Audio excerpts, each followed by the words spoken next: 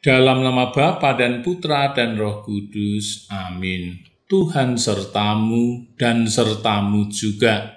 Inilah Injil suci Yesus Kristus menurut Santo Yohanes bab 5 ayat 1 sampai dengan ayat 16. Dimuliakanlah Tuhan. Pada hari raya orang Yahudi, Yesus berangkat ke Yerusalem. Di Yerusalem, dekat pintu gerbang domba, ada sebuah kolam yang dalam bahasa Ibrani disebut Betesda. Serambinya ada 5, dan di serambi-serambi itu berbaring sejumlah besar orang sakit. Ada di situ seorang yang sudah 38 tahun lamanya sakit.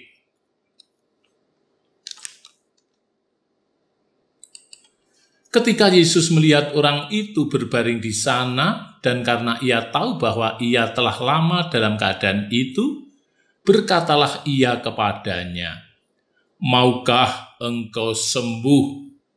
Jawab orang sakit itu kepadanya, "Tuhan, tidak ada orang yang menurunkan aku ke dalam kolam itu apabila airnya mulai guncang. Dan sementara aku sendiri menuju kolam itu, orang lain sudah turun mendahului aku." Kata Yesus kepadanya, "Bangunlah, angkatlah tilammu, dan berjalanlah." Dan pada saat itu juga sembuhlah orang itu, lalu ia mengangkat tilamnya dan berjalan. Tetapi hari itu hari Sabat, karena itu orang-orang Yahudi berkata kepada orang yang baru sembuh itu, "Hari ini hari Sabat, dan tidak boleh engkau memikul tilammu." Akan tetapi ia menjawab, "Orang yang telah menyembuhkan aku, dia yang mengatakan kepadaku, 'Angkatlah tilammu dan berjalanlah.'" Mereka bertanya kepadanya, "Siapakah orang itu yang berkata kepadamu, 'Angkatlah tilammu dan berjalanlah'?" Tetapi orang yang baru sembuh itu tidak tahu siapa orang itu, sebab Yesus telah menghilang ke tengah-tengah orang banyak di tempat itu.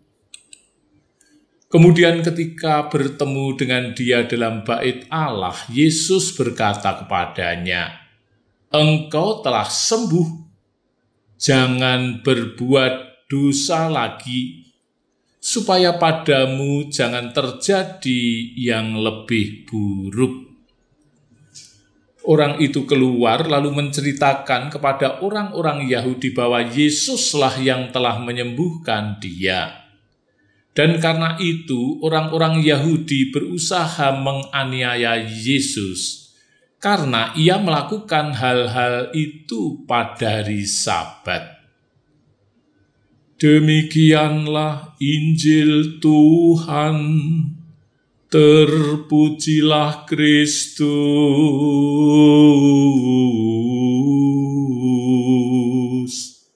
Saudara-saudara, putra-putri Allah, umat Katolik di Paroki Santa Maria Fatima Banyumane yang terkasih. Kalau orang ada yang ingin membeli rumah, yang diutamakan bagaimana aliran air, apa bisa lancar alirannya, baik air yang dialirkan dari sumur maupun air yang dari PAM. Kalau airnya tidak lancar, pasti pembeli rumah itu mundur, tidak jadi beli, walaupun bangunannya rumah itu gagah dan indah. Memang air menjadi kebutuhan pokok manusia. Badan manusia setiap hari pun sangat membutuhkan air, sekitar 2 liter. Dan tubuh manusia itu mengandung air sebanyak 70%. Kurang dari 70%, badan menjadi terasa tidak sehat lagi karena darahnya menjadi kental. Akibat selanjutnya aliran darah di tubuh menjadi lamban. Kalau sudah macam itu, siap-siaplah untuk menderita sakit stroke. Akibat darah kental juga menyerang ginjal.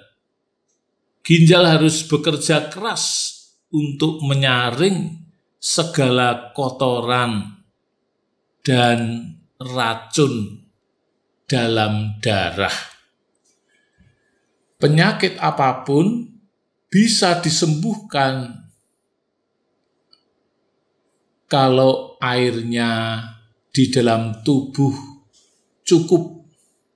Tetapi kalau kekurangan air dalam tubuh, sungguh siap menderita aneka macam penyakit, termasuk kanker. Untuk menjaga kesehatan perlu minum setiap pagi 2 gelas air putih dan nanti dilanjutkan sepanjang hari selalu minum demi keseimbangan kebutuhan air dalam tubuh. Saudara-saudari, sangat tepatlah bahwa air dijadikan simbol kehidupan yang diberikan oleh Allah kepada seluruh ciptaan.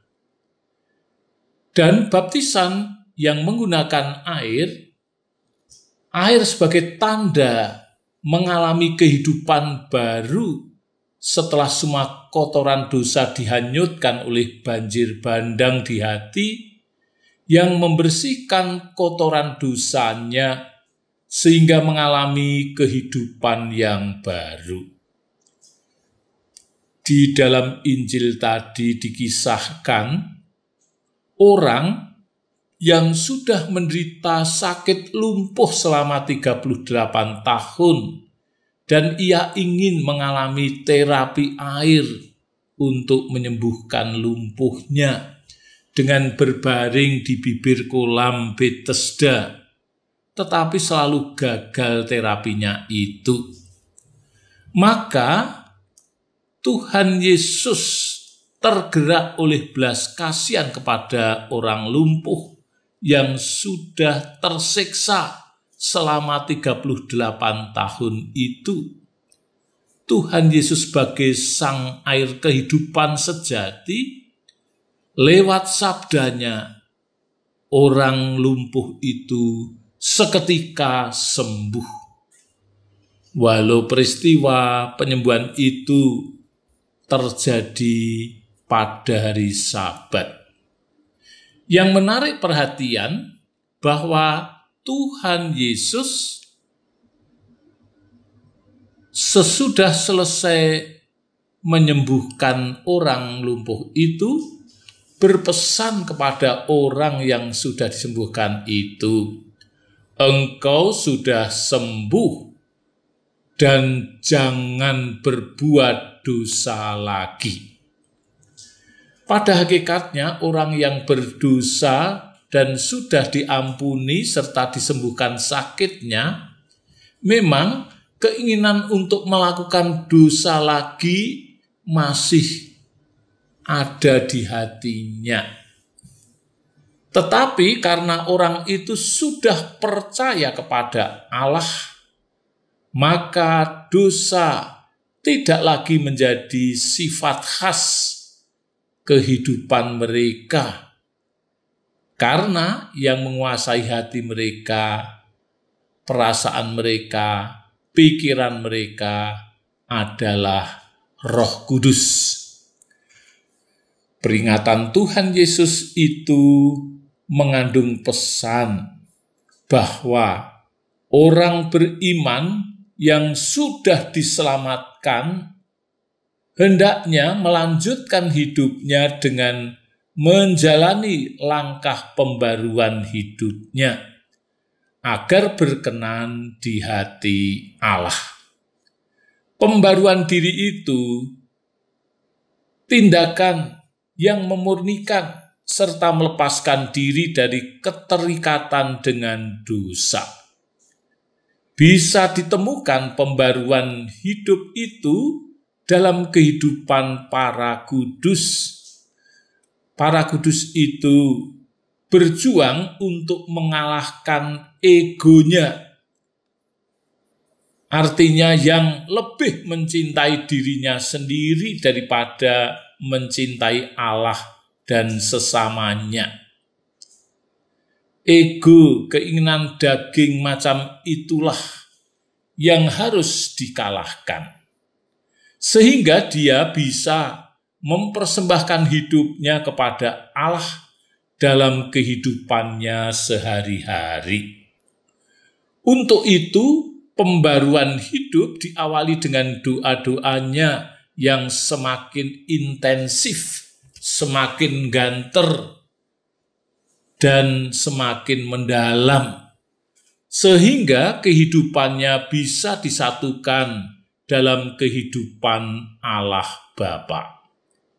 Dan kalau hidupnya sudah disatukan dengan Allah Bapa dalam Tuhan Yesus, tinggal Allah sendirilah yang akan membarui kehidupannya. Kalau kita ingin membarui sendirian dan tidak mempersembahkan diri kepada Allah, pembaruan hidup itu tidak ada bobotnya, bahkan dijalani pun tidak bertahan lama, lalu malah dia jatuh dalam dosa lagi.